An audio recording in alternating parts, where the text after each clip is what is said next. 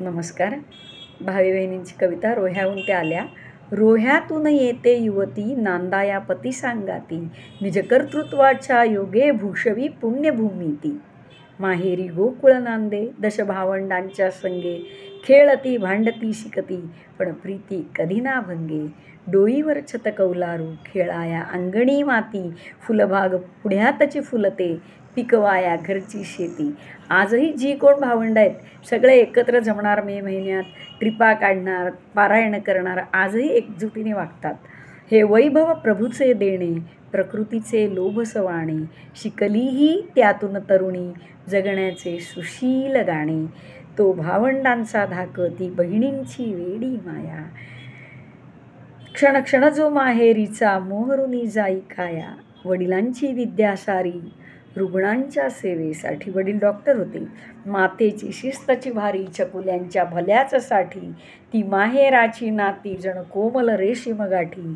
उकलुनी अलगता आली भाव्यांच्या भाग्यासाठी, रोह्यातून येते युवती किती आशा उरी बाळगुनी, ती येई सासरी सजुनी पण चूल मूल का चुकले गृहिणीला हिंदुस्तानी. सासूबाई जावा भाचे पुतणे थोरल्या वहिनी, जिंकली मने सर्वांची सगळ्यांना आपुले मानुनी. पांडुरंग रखुमाईचा जो संसार विश्वनात्याचा, तो स्मरुनी मनोमन केला आदरची सर्व नात्यांचा.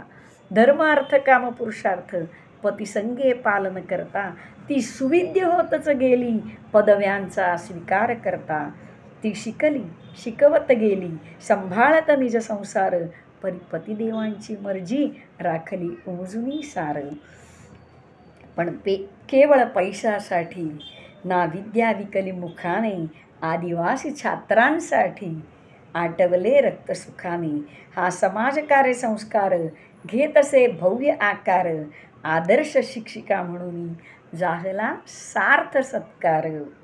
ती कसरत संसाराची निज पिलास धरुनी उराशी, स्वीकारुनी नव आव्हाने ती चढली यशांच्या राशी.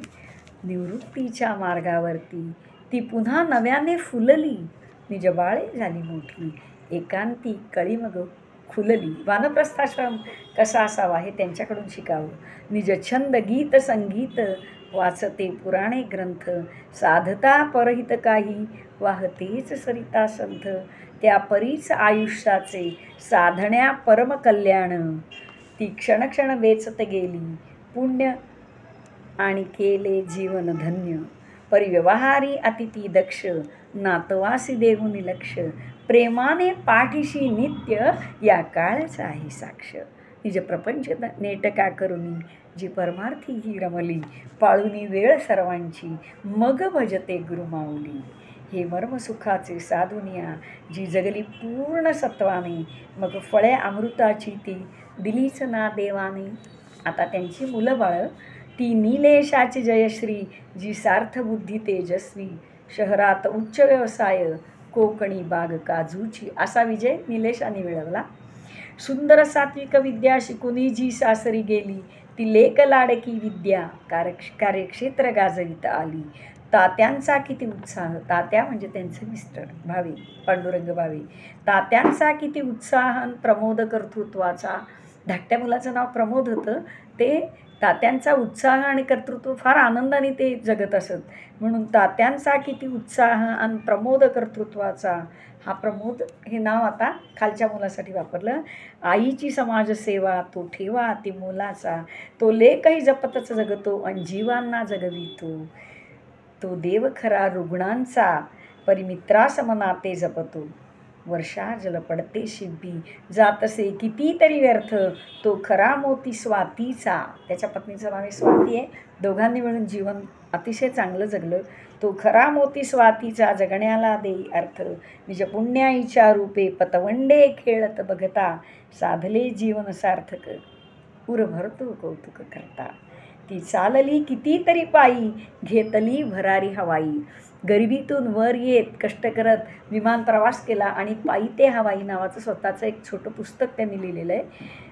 तो आदर्श यत्न दैवाचा तो मिलाफ शिकवून जाई, हे बोल फोल ना माझे नचरचले कवितेसाठी. ही कविता आतून आली वहिनींच्या भेटीसाठी मम आनंदाचे अश्रू किती थोर भाग्य ते त्यांचे. वहिनी ओघळती तुमच्या चरणी शुभ आशीर्वचनासाठी. नमस्कार.